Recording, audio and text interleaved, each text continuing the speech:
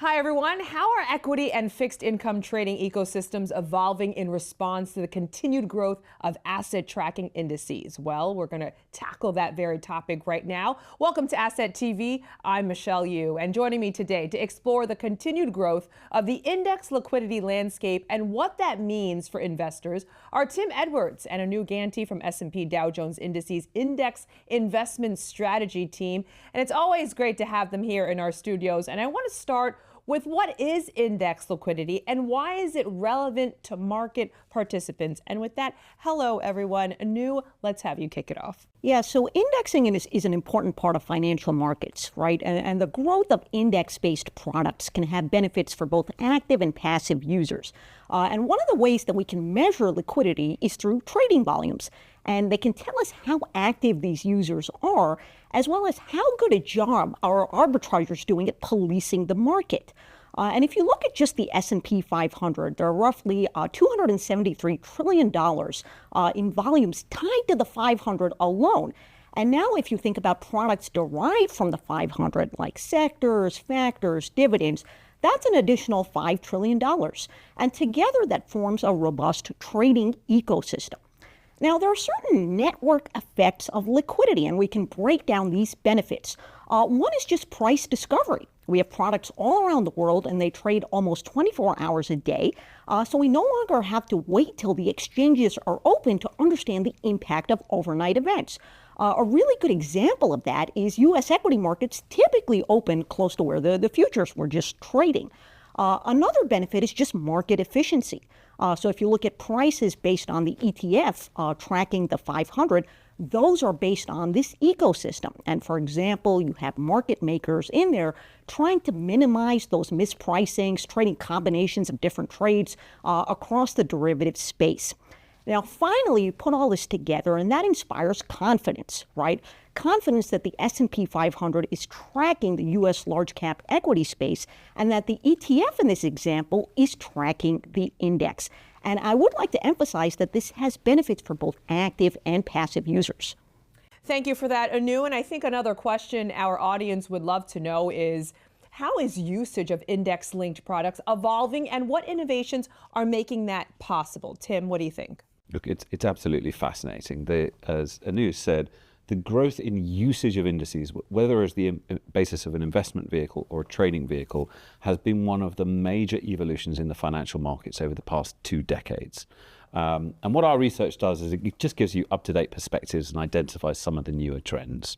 Some of the things we found interesting in the 2024 data.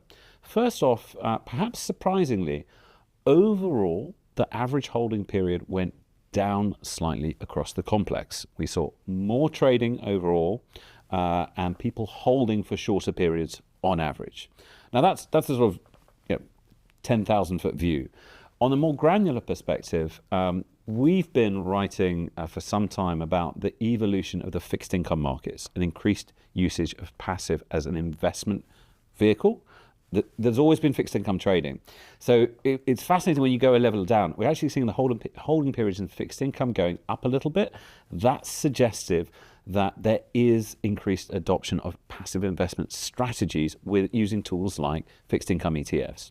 The other thing we've seen, which is really a reaction to the way that risk is being expressed in the markets right now.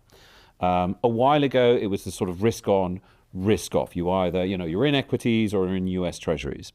And what we saw in our latest data was growth on the next level down of granularity.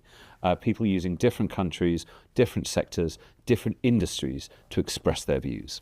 I want to go deeper on this now and talk about how sectors and industries are helping market participants express views and the size and impact of this ecosystem on these applications. Anu, what are your thoughts? Yeah, so sector-based products are not new, right? And if you look at the trading volumes for S&P 500 sectors, we've seen that they've grown to over $3 trillion as of 2024, rising by roughly $1 trillion since 2019. And this is across exchange-traded products and the derivative space. But what was particularly notable was the increased usage of futures within sectors and industries. And we actually saw that volumes, 3-month volumes surpassed $100 billion in 2024, roughly tripling from 2019. So that was really interesting to watch. And now, if you think about the use cases for sectors, you can think about active investors expressing a top-down view to asset allocation, can easily use sectors to express those views. Also, bottoms-up investors can use sectors to express views on stocks relative to sectors. Also, sectors are really unique and interesting, and we've done some research on this because they have that greater capacity in terms of market capitalization to express those views. So you put it all together, and going back to the points we made earlier, sector trading can help add to price discovery, market efficiency on a more granular level. And finally, some may think of index-linked products as a passive story, but S&P Dow Jones Indices research shows it extends to active strategies as well. And with that, I want Tim to walk us through all of it. Yeah, look, it's traditionally considered passive investing, index investing as almost your interchangeable terminology. However, on many days, not every day, on many days, the most traded security in the world is an index fund. So that's an S&P 500 ETF in particular. Our data suggests that it has an average holding period across the complex measured in days, if not weeks, a couple of weeks maybe. The reality is that index-based products are used by passive investors and by active investors. And it's actually that active use case that is, first of all, becoming increasingly powerful because you've got a broader toolkit. It's not just the S&P 500, it's the different industries and sectors, it's different factors, it's different countries, it's different parts of the fixed income markets. It allows investors to express their views, and by expressing their views, battle to compete to get the price right. So it can be a force to improve transparency, market efficiency, which is to the benefit of everyone. But I think the real power behind this research is it shows you how active or not users of index-based products are. And the answer is yes, there are some very passive use cases and some very passive users. There's some very highly active, even high-frequency players in that market as well.